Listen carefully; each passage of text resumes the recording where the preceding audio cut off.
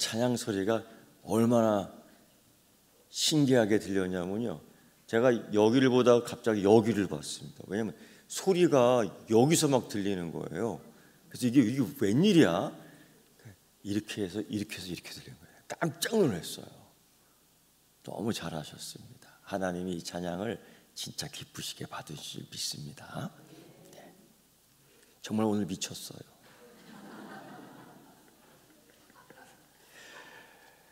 옛날에 이런 소리 많이 들었는데 미쳤다는 소리요. 사람들이 옛날에는 막 이런 걸 재미로도 얘기했지만은 욕으로도 막, 옛날에 욕들 많이 한 것 같아요. 뭐 죽일 놈, 썩을 놈, 뭐 연병할 놈, 막 그렇지요. 시장에 가면 막 이런 소리 막 많이 들었어요. 근데 요즘은 그런 소리 잘 안 하더라고요. 근데 이런 소리 진짜 교회에서도, 교회 다니는 사람한테 많이 했어요. 미쳤다고요.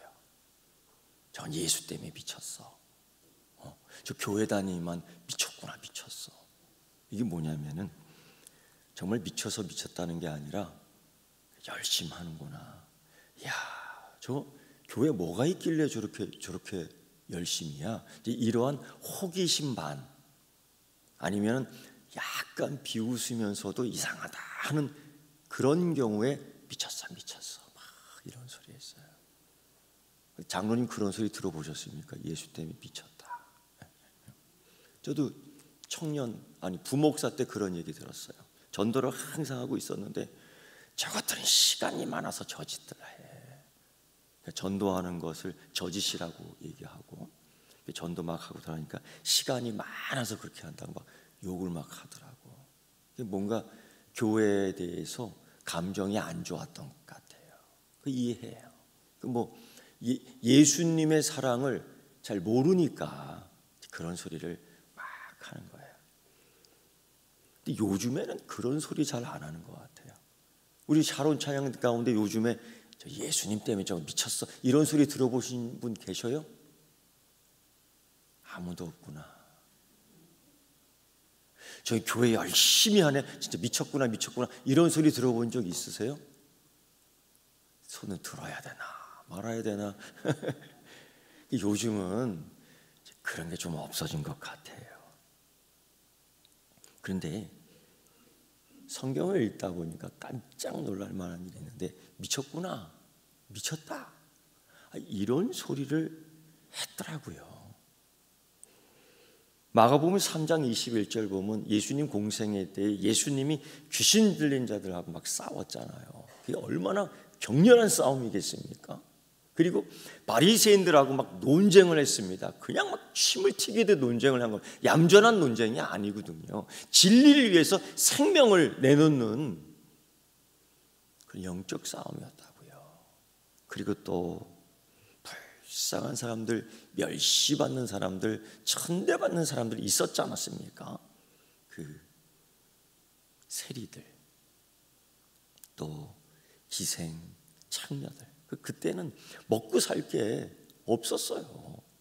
그러니까 이 짓을 해서라도 먹어야 되는. 그러니까 사람들이 그냥 무시하고 자기 공동체에, 자기 주변에 그런 사람 오는 걸 싫어했다고요. 그러니까 다 내쫓고 멸시하고. 근데 예수님은 그러한 사람들의 친구가 되어줬으니까.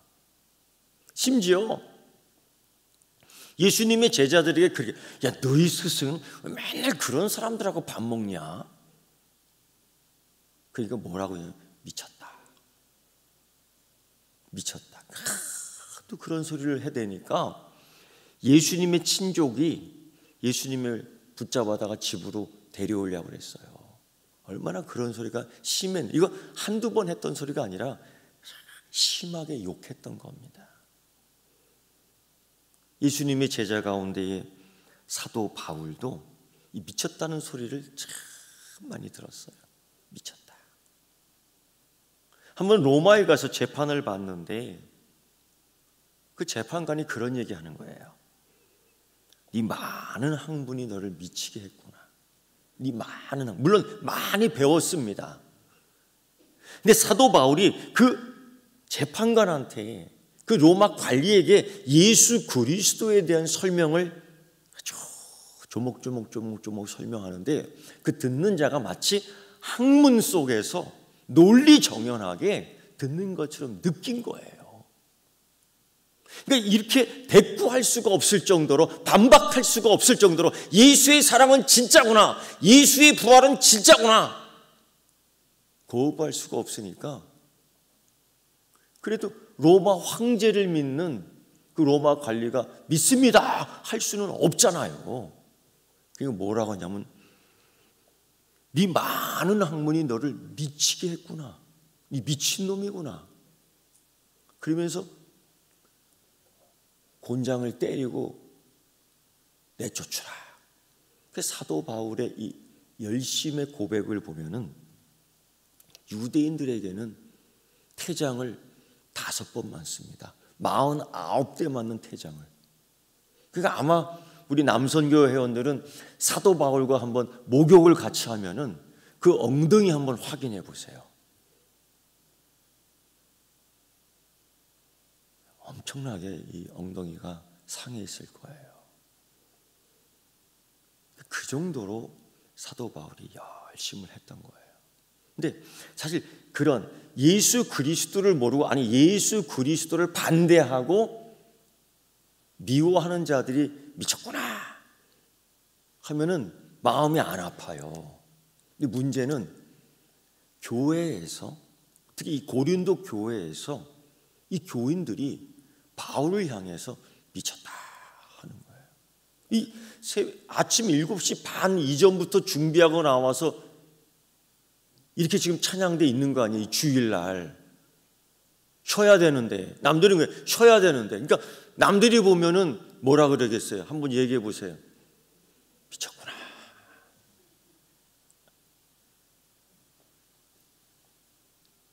이게 혹 마음의 상처가 될 수가 있어요. 혹. 근데 바울은 굉장히 이런 꼴을 많이 당했어요. 교회를 위해 열심히 수고하고 헌신했다고요. 정말 아시아로 가려다가 하나님이 마게도니아 환상까지 보여주면서 이쪽 길로 인도해 주셨다고요. 그러니까 우리 오해하는 경우가 있어요. 기대하는 경우. 이게 하나님께서 인도해 주셨는데 가시밭길이야. 하나님이 내게 사명을 주셨는데 완전히 돌짝밭이에요. 이게 쉽지 않아요. 우리 장로님, 김정은 장로님 이미 장로님 되셨으니까 제가 이름 얘기해도 상관없잖아요. 얼마나 2주 동안 3주 동안 조심했는지 모르겠어요. 누구 하나 이름 좀 얘기해서 이렇게 본을 삼까, 이게 이 이름 얘기하면 또 목사님이 이름 얘기해서 이런 소리 할까봐 조심했는데, 우리 장로님 충성했다고요. 새벽 일찍 일어나서 새벽마다 차량을 이렇게 인도해 주셨다고요. 그렇죠? 너무 훌륭해요. 근데 이걸 보고 박수를 쳐줘야 되는데, 어떤 사람이 미쳤구나. 그 기분이 상하겠어요, 안 상하겠어요? 상하지, 당연히. 당연한 거예요, 그거. 우리 장로님 한 보름 동안 아파서 죽는 줄 알았어요. 죽었다가 살아났다고. 할렐루야. 근데 사도 바울이 그런 얘기를 당하는 거예요. 아니, 하나님이 인도해 주신 길인데 이게 가시밭길이고 돌짝밭길이에요. 더구나 그들이 미쳤구나 하는 거예요. 우리 집사님, 권사님 열심히 섬기고 봉사하고 그러는데 내가 쓱 보더니만 이거 미쳤구나 하면 상처 받겠어요, 안 받겠어요? 김정화 집사님 받지요? 그럼 교회 나올 거예요, 안 나올 거예요? 안 나오려고 생각하고 있어요? 이걸 극복해야 돼요. 사람 마음이 다 같아요. 사도 바울이니까 괜찮아, 이런 생각하면 안 돼요. 집사님, 권사님이 나한테 목사님 미쳤네. 이러면 내가 기분 좋겠어요? 상처받겠어요? 왜 말씀 안 하셔요? 뜨끔한 거야? 기분 나도 나쁘지요. 그러니까 바울은 괜찮아. 목사님은 괜찮을 거야. 장로는 괜찮아. 뭐 이런 생각하면 안 돼요. 얼마나 마음이 아팠겠어요. 그래서 그가 그런 얘기를 해요. 내가 강의 위험, 바다의 위험, 물에 빠져 죽을 뻔했고, 일주일 동안 물속에서 허우적거렸고, 49대를 유대인들한테 5번씩 맞았고, 이 태장을 3번이나 로마 사람들한테 맞았고, 강도의 위험, 선교의 헌금을 전해준다고 이거지고 가는데 강도들이 그걸 알고 뒤쫓아와서 죽이려고 하는 거예요. 우리 선교사들이 그런 위험을 많이 받아요. 옛날에 우리 목사님들이 그 집에 사태 강도들이 많이 들어왔어요. 왜? 주일 헌금 거두면은 그 집에다 갖다 놓는 줄 알았어요. 강도들이 교회를 안 다니고 예수를 안 믿으니까 모르는 거예요. 그러니까 목사님이 헌금을 자기 집에다 갖다 놓은 줄 알고 주일 저녁 월요일 날은 타켓이 됐다니까. 그래서 아프리카 선교하는 목사님이 AK 소총으로 여기 두루룩 맞았어요. 이제 그 목사님이 6월 11일 날 우리 교회에 한번 오실 거예요. 그 총구멍이 몸 안에 그냥 몇 개 박혀 있어요. 그랬다니까요. 그러니까 이 사도 바울이 얘기하는 거 이거 가짜가 아니라 진짜입니다. 그 얘기를 해요. 야, 내가 이런 고생을 참 했다. 근데 이 고린도 교인들이 계속 바울을 의심하는 거예요. 야, 네가 진짜 사도냐? 그 의심하는 것도 이해가 돼요. 왜냐하면 베드로 사도하고 비교해 볼 때에 사도 바울은 예수님하고 동고동락한 적이 없습니다. 맞죠? 없다고요. 그 십자가 현장에 그래도 베드로는 도망 다녔지만은 그래도 붙어 있었습니다. 사도 바울은 거기 없었습니다. 그런데도 사도 바울은 자기가 사도다. 나는 부활하신 예수님을 만났다 얘기하는데 이 고린도 교인들이 그냥 픽픽 되는 거예요. 믿지 않는 겁니다. 얼마나 상처가 됐을까요? 그러면서 자꾸 베드로하고 비교하는 겁니다. 너는 결혼도 안 했고, 너는 우리가 사례비를 줘도 받지도 않고, 베드로는 잘 받고 우리 말 잘 듣고 하는데 너는 말도 안 듣고, 이렇게 헐뜯는 거예요. 그렇게 상처를 받겠어요? 안 받겠어요? 상처 받지요. 내가 이러려고 내가 고린도에 왔나? 짐 쌀 수도 있지요. 그런데 그렇게만 생각하면은 이 복음을 전하는 사명자들, 섬기며 희생하며 봉사하는 이 사명자들은 다 떠나갈게요. 그렇지 않았더라 이거예요. 교회에서 특별히 생활하다 보면은 상처 주는 말을 무의식 중에 할 수도 있고, 상처 받는 말을 의식하지도 못하고 받을 때가 있어요. 근데 그렇다고 해서 안 할래 하고 뛰쳐나가면은 마이너스가 돼요. 그걸 꼭 참고 견디면은 계단이 되는 겁니다. 돌계단 튼튼한. 그래서 그걸 하나하나 딛고 일어서는 거예요. 근데 문제는 그 디딜 수 있는 힘이, 그 인내할 수 있는 힘이, 그 소망을 가질 수 있는 힘이 어떻게 생겨날 수 있느냐 이거예요. 어떻게 인내할 수 있느냐, 어떻게 승리할 수 있느냐 이겁니다. 내 주변에 있는 이 사람의 환경이 그렇고, 내 주변에 있는 이 주변의 환경이 그렇고, 이게 다 긍정적이지 않아요. 격려해 주지 않습니다.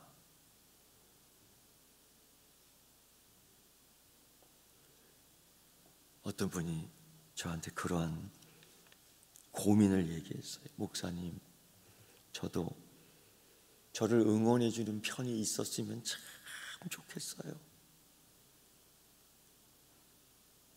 없는 거야. 이 세상 살다 보면은 옆에 붙어 있는 부부 관계라도 때로는 응원을 안 해줘요.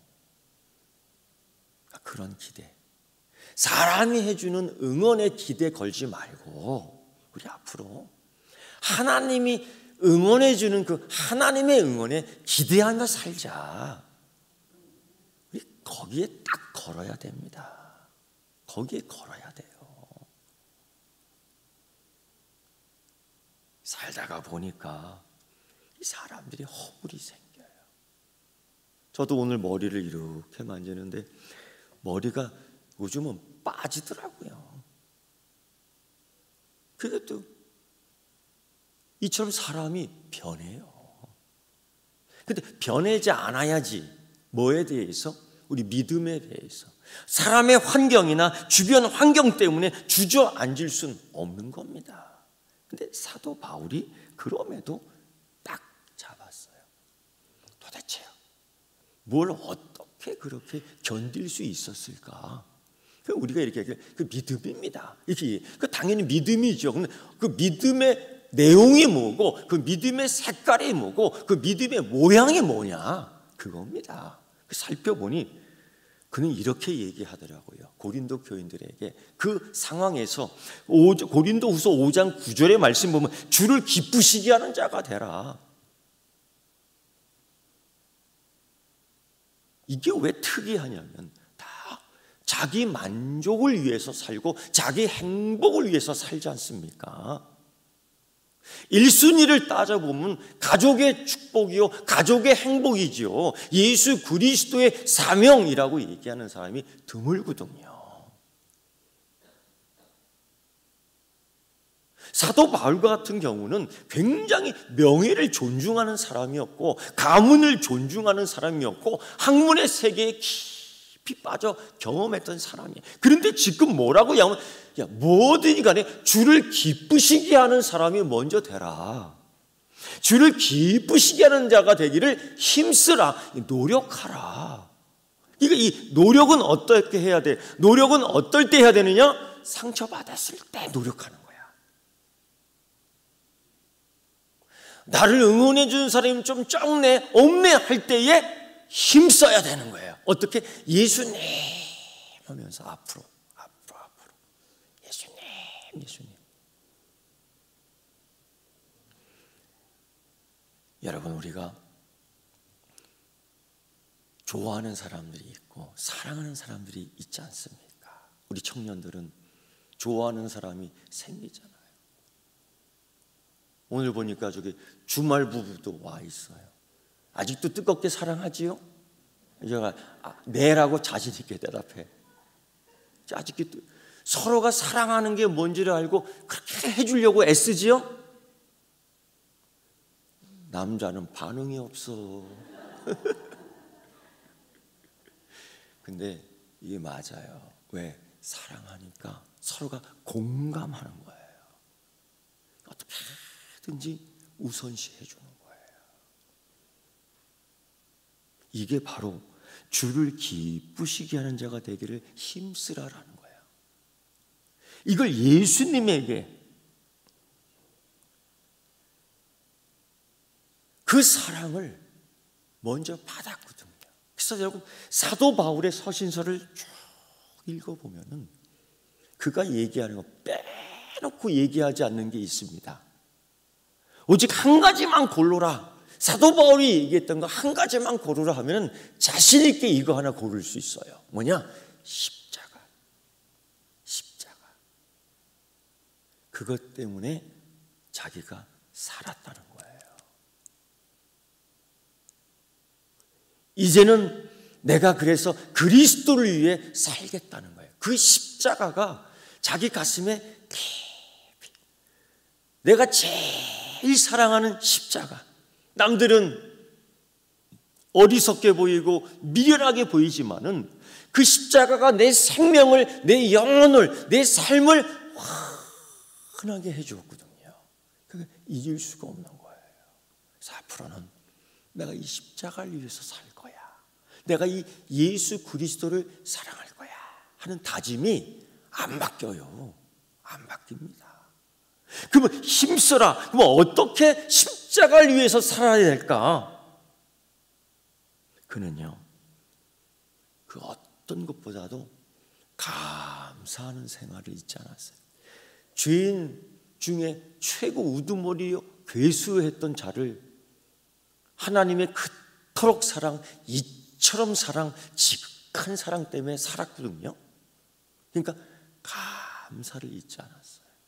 하루하루 살면서 우리 주 여호와 하나님께 감사하는 거 잊지 맙시다. 내가 잘나서 사는 게 아니라, 그러니까 내가 하나님을 기쁘시게 하는 자 힘써야 되는데 감사를 하자. 감사를 하자. 그게 우선이 됐어요. 그리고 또 그의 삶을 보면은요, 우리가 주님 말씀에 계속 순종하자. 그러니까 상처받아서 순종하지 않아요. 누군가 나를 그렇게 후원해주고 격려해줘야 되는데 그런 게 잘 안 보일 때에 뭐 교회가 사랑이 없네,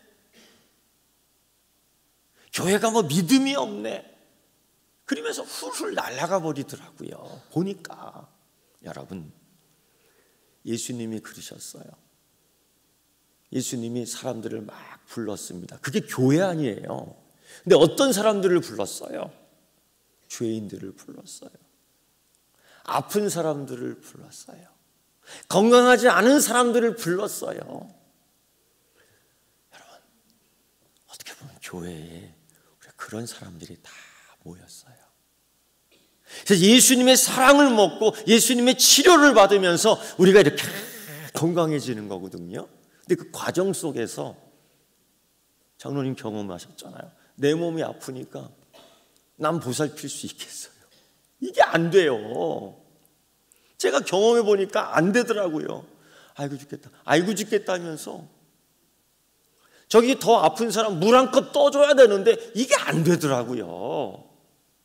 그러니까 이런 관계 속에서 이 교회에 아픈 사람이 가득하고 사실 죄인들이 가득하고 누가 먼저 물을 떠주겠어요? 안 떠주거든요. 그러니까 우리 교회 사랑 없다 이런 얘기 하지 않기, 이제는 이게 당연한 거예요. 결심하면은 내가 빨리 건강해져서 물 배달해야 되겠다. 이게 자기를 부인하는 삶이, 이게 순종하는 삶이고 이게 주를 기쁘게 하는 삶이에요. 이게 힘쓰는 것, 예를 들면 이겁니다. 이겁니다. 사도 바울이 이거를 잘 알고 있었습니다. 그래서 고린도 교회에 기대하지 않고 하나님에게 기대함으로 이길 수 있었던 거예요. 그래서 그 사명을 감당한 거예요. 사명을 감당하는 거예요. 어저께 어떤 성도님이 죽을 써 갖고 오셨어요. 너무 감사하더라고. 그런데 그 어느 성도님의 그 조건이 그거였어요. 그 아픈 사람들 좀 갖다 줘서 먹이세요 그러더라고요. 이게 고민이 생겼어요. 요즘은요, 우리 보건소장님 계시지만은 아픈 사람 아무거나 갖다 먹일 수가 있어요, 없어요? 큰일 납니다. 근데 그분의 마음은 다 이해해. 그래서 우리 부교육자님이 이거 어떻게 하면 좋겠어요, 목사님? 어떻게 하겠어요? 제가 그랬어요. 건강한 사람들 먹여라 그랬어요. 그럴 수밖에 없어요. 근데 그분이 그렇게 잘 섬기더라고. 그렇게 잘 섬기더라고. 그런 거예요. 자기도 참 힘들고 자기도 몸이 그렇게 아프고 허리가 다 이렇게 꼬부러졌다고요. 그런데도 너무 감사하더라고요. 마음이 막 감동이 돼요. 저도 그 죽그릇 하나 얻어 먹었어요. 정말 감사하면서 감동하면서 먹었어요. 이게 사실은 주를 기쁘시게 하는 섬김이요, 봉사요, 희생입니다. 이런 거 하는 거예요. 어렵더라도 하는 거예요. 두 번째요. 이 바울은 어떻게 견딜 수가 있었을까? 그 49번 되는 태장을 5번 맞았다고요. 그것뿐이지 않으세요? 로마인들한테는 3번씩이나 태장을 맞았다고요. 이 미쳤나 하면서 내쫓으라 할 때 그냥 내쫓지 않아요. 꼭 두들겨 패고 내쫓으라 그래요. 그때 맞는 거예요. 이런 걸 3번씩이나 맞았다 이거예요. 이것뿐이겠습니까? 지금은 교인들한테 미쳤다 하는 소리를 듣는데 얼마나 상처가 되겠어요. 그런데 이겨내더라고요. 도대체 그 힘이, 그 믿음이 어디서 나오는 거예요? 그는 이런 고백을 해요. 고린도서 5장 10절에서 이는 우리가 다 반드시 그리스도 심판대 앞에 나타나게 돼요. 이게 죄인으로 심판대 앞에 지금 나타나는 게 아니라 하나님의 자녀로서 심판대 앞에 딱 나타나게 되는 거예요. 그러면서 뭐라고 얘기하느냐? 각각 선악간에 그 몸으로 행한 것을 따라 받으려 함이라. 즉 얘기하면 심판날 심판받는다. 이거는요, 정죄의 심판이 아니라 상급의 심판을 받는 거예요. 여기서 우리가 오해하면 안 됩니다. 뭐냐? 자기 헌신적인 섬김의 공로로 구원받는 건가? 그거 아니고요. 이미 칭의, 하나님의 의롭다움을 받은 자녀의 삶 속에서 드러나는 하나가 있습니다. 이게 뭐냐? 잘 살았느냐? 못 살았느냐? 충성했느냐? 충성 안 했느냐? 그래서 이 심판은 정죄받는 심판이 아니라 칭찬받는 심판, 상급받는 심판을 이야기하고 있는 겁니다. 문제는 이거죠.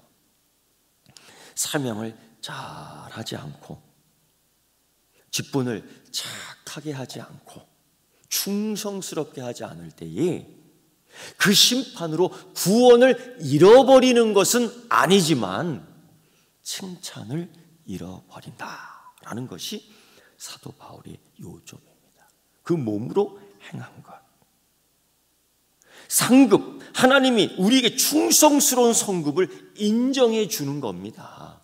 사도 바울은 이거를 알고 있었고 이 이야기를 하는 거예요. 그래서 내가 잣대를 향하여 간다. 내 목숨을 아끼지 않고 간다. 그 얘기를 계속. 이 힘이 어디서 나오는 걸까? 우리 셋째가 한 5살, 6살 때쯤 이 일이에요. 제가 육지에 있을 때에 그 남산 가까운 근처에서 살았는데 그 시간이 되면 남산 꼭대기를 걸어서 올라갑니다. 이렇게 꾸불꾸불꾸불꾸불. 근데 이놈이 그 끝까지 올라갈 때까지 오르락 내리락. 아빠 엄마가 늦게 가니까 지 혼자 막 달려갔다가 뒤를 보니까 엄마 아빠가 또 없어요. 그 산길 겁나잖아. 그러니까 그 내려와. 내려오면서 보니까 엄마 아빠가 올라오고 있거든. 또 안심이 되니까 또 다시 올라가. 그 한 3번 정도 반복을 합니다. 그리고서는 핫핫hat해요. 에너지를 다 소비했어. 그러면서 찡얼댑니다. 그 조그만 게. 나 이제 못 나가. 나 이제 못 올라가. 올라가야 되는데 이해가 돼요. 왔다 갔다를 3번씩 했으니까. 그때 제가 약속 하나를 합니다. 야, 저기 남산타워 꼭대기 가면 아이스크림 파는 데가 있다. 거기 가면 아이스크림 사줄게. 그럼 얘가 그 소리를 듣고서 아까처럼 똑같이 올라갑니다. 죽을 힘을 다해서 올라가. 뭐 때문에? 아이스크림 때문에. 그러나 아이스크림 가게 앞에 딱 앉아있어요. 먼저 앉아있어. 하면서 앉아있어요. 그러면 내가 두말하지 않고 가서 제일 큰 거 하나를 사줍니다. 그러면 그거 먹으면서 그렇게 만족해. 근데 이게 올라갈 때마다 통해. 올라갈 때마다 통하는 거야. 이런 상급이 힘을 내게 하더라고요. 사도 바울은 이 상급 이야기를 합니다. 근데 성경 전체에서 이런 이야기들이 자주 나옵니다. 요한복음과 요한계시록에서 그 상급이 어떤 상급이냐? 하나님의 얼굴도 보고 그의 영광도 쳐다볼 수 있는 상급을 받는다. 이게요, 그냥 지나칠 내용이 아니에요. 하나님의 얼굴을 뵌다고요? 그 영광을 본다고요? 심지어 그것과 함께한다. 함께 통치한다. 다스린다. 이런 상급의 이야기를 계속해가고 있어요. 사도 바울은 그러면서 고린도전서에서 동일한 얘기의 말씀을 이런 평가를 받는다. 집을 짓는데 그리스도인들이 교회라는 집을 짓는데 금으로 지을 수 있고 은으로 지을 수 있고 보석으로 지을 수 있고 어떤 사람은 나무나 짚이나 풀로 짓는데 이게 불을 통해서 불시험이 있다라는 거죠. 불. 다 타버리게 하는 심판이 있는데 이때 남은 게 무언가? 금이나 은이나 보석 같은 건 남을 수 있겠지만은 이 불들을 이길 수 있겠지만은 나무나 풀이나 짚은 결코 이길 수 없다라는 거예요. 그때에 증명이 된다라고 이야기하는 겁니다. 우리가 예수를 믿으면서 건성으로 믿으면 안 되겠지요. 고집스럽고 경박하고 교만하고 분열을 일으키고 비난하고 건설적이지 못하고 파괴적이고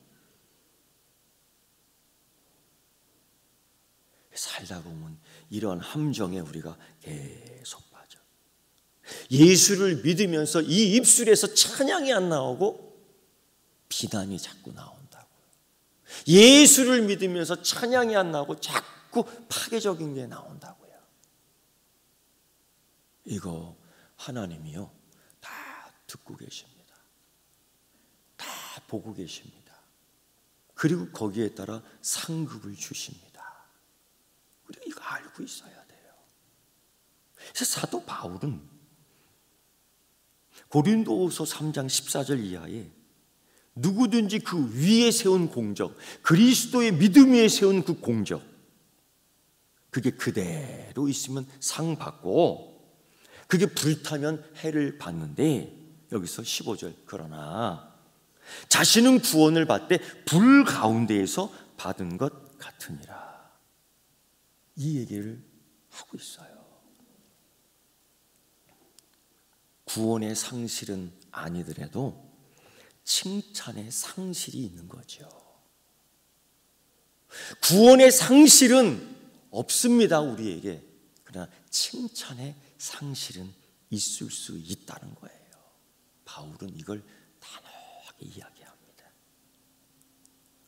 그리스도, 우리 주님 예수 그리스도의 핏값으로 세운 이 교회에 이 예배와 세상을 향한 사랑의 섬김에 충성되게 믿음을 가지고 살아갈 때 반드시 상급이 있다.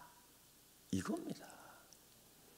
시간을 내가 얼마나 진실하게 사용했는가, 내게 주신 직분과 사명, 이 기회를 얼마나 잘 활용했는가. 그냥 아침과 저녁으로 변하는 것이 아니라 변함없이 한결같은 마음으로 꾸준히 충성했는가. 그게 충성이에요. 믿음은 사랑과 순종으로 표현을 하는 겁니다. 이때 상급을 이야기하고 있어요. 세 번째요, 사도 바울이 이런 얘기를 해요. 그 무엇보다도 이 사람들이 미쳤다는 소리를 하는데 그거보다도 그리스도의 사랑이 우리를 강권하시는도다. 이게 더 큰 거예요. 환난이 있습니다. 핍박도 있습니다. 그러나 뭐가 더 크냐면 하나님의 사랑이 더 큽니다. 사도 바울이 그걸 알고 있었습니다. 그래서 강권하시는도다. 이 의미는 뭐냐면 지배하고 이끌어 주신다라는 겁니다. 우리 주님 예수 그리스도의 사랑이 어떤 환경 속에서도, 우리 주님 예수 그리스도의 사랑이 어떠한 장소에서도, 우리 주님 예수 그리스도의 사랑이 어떠한 어려움 속에서도 나를 이끌어 주신다. 그래서 다윗의 그 하나님 대한 사랑을 이렇게 표현했어요. 내가 사망의 음침한 골짜기를 다닐지라도 해를 두려워하지 않는 것은 주께서 나를 이끄심이로다, 사랑으로 강건하심이로다. 이 믿음이 있었기 때문에 주는 나의 방패요, 주는 나의 산성이시요, 주는 나의 반석이시니다라는 고백을 수없이 했던 겁니다. 그것이 신약에 와서는 이 한 고백으로 끝나죠. 주님 나와 함께 해주시는 줄 믿습니다. 이게 뭐냐면 임마누엘이라는 거예요. 이거 하나로 다 해결이 되는 겁니다.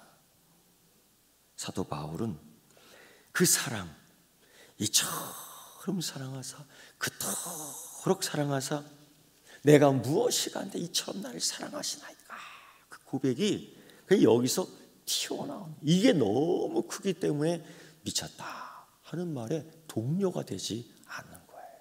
세상은 여전히, 사단은 사람을 통해서, 사단은 환경을 통해서 지금도 미쳤다 하는 욕들을 해내요. 우리에게 이거를 이겨나가야지. 하나님의 사랑이 나를 강건하시는구나, 그것뿐이겠어요. 갈라디아서 2장 20절을 보면요, 내가 육체 가운데 사는 것은 나를 사랑하사 나를 위해 자기 몸을 버리시는 하나님 아버지의 그 믿음, 아버지 하나님 아들의 믿음에서 사는 것이다. 하나님이 나를 사랑하사, 이거를 빼먹지 않아요. 심지어 로마서 5장 8절에서는 사도 바울이 이런 고백을 해요. 하나님께서 자기 사랑을 이렇게 확증하셨습니다. 뭘 통해서? 십자가 예수 그리스도의 죽음을 통해서 아버지의 사랑, 나를 사랑하는 이 사랑을 확증해 주셨습니다 하고 쫙 걷는 거예요. 여러분, 우리가 믿음 생활을 지금까지 해왔지만은 코로나19에 마스크를 이제 다 벗어도 된다 하면서 벗었어요. 그런데 그런 생각을 해봅니다. 그때 내가 믿음 생활을 어떻게 했지? 돌이켜보면 그보다 더 심한 전염병이 이제 오지 않는다라고 말할 수 없습니다. 더 심한 게 올 거예요. 그때는 어떻게 믿음 생활을 할까? 준비하고 다짐해야 되겠어요. 며칠 전 서울에서 사이렌 소리 울렸나 봐요. 사람들이 막 우왕좌왕했다 그러더라고요. 저도 그런 소리 옛날에 한번 들어봤죠. 이것은 실제 상황입니다. 그거 듣고 막 운 사람도 있대. 울었대 막. 근데 여러분, 사이렌 소리 듣고 당황할 때 이런 거 생각해 보십니까? 천국 나팔 소리 울릴 때 당황할 거예요? 안 당황할 거예요? 사이렌 소리 그렇게 울리는데 당황하는데 예수님 재림하는 천국 나팔 소리 들을 때 당황할 사람 있겠어요? 없겠어요? 있지요. 왜 없겠어요? 이것은 실제 상황입니다 라고 분명히 또 얘기할 텐데, 여러분, 내게 주신 이 사명, 삼위일체 하나님께서 내게 주신 이 직분, 이거 어떻게 감당할까? 교회 밖에서든 교회 안에서든 이제는 예수 영광을 위한 그 삶을 다시 한번 우리가 방향을 잘 잡아야 될 줄 믿습니다. 그래서 어떤 상황에서든지 미쳤다 하는 소리 들어도 예수 그리스도의 푯대를 향해서 나가는 방향 잃지 않고 계속해서 나갈 수 있는 여러분 되길 축원합니다. 기도하겠습니다. 하나님 아버지, 예수의 사명과 직분을 받은 자들이 여기 앉아 있습니다. 하나님의 자녀되는 권세를 주셨습니다. 걷다 보니 가시밭길이요, 걷다 보니 돌짝밭이요, 걷다 보니 장애물이 너무나 많았습니다. 그러나 뒤돌아보지 않고 주의 사랑이 그렇게 강건하시기에 주님의 사랑이 내게 넘치기에 지금까지 견디며 일했습니다. 하나님 위로하여 주옵시고 그 상급받는 것 잊지 않게 하여 주시옵소서. 내 인생에 이 주어진 사명 갚아 이 사명 따라 상하는 이 모든 믿음의 삶의 열매 맺게 하여 주시옵소서. 예수님의 이름으로 기도드리옵나이다. 아멘.